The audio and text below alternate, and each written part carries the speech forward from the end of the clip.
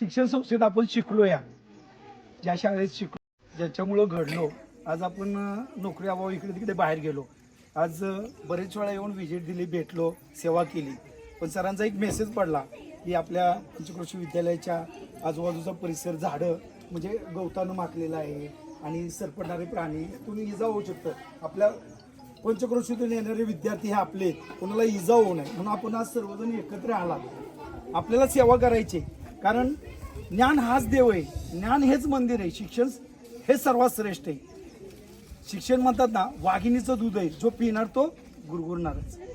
तर इथं आहे ना, मुलांचं आयुष्य आणि देशाचं भविष्य घडणार आहे. तर आपण सर्वजण वेळात वेळ काढून श्रमदानासाठी आलात, आपल्याला वृक्षारोपण करण्याचा हे मिळाला. तर मी ना सर्वांच्या वतीनं सर्वांचं आभार मानतो.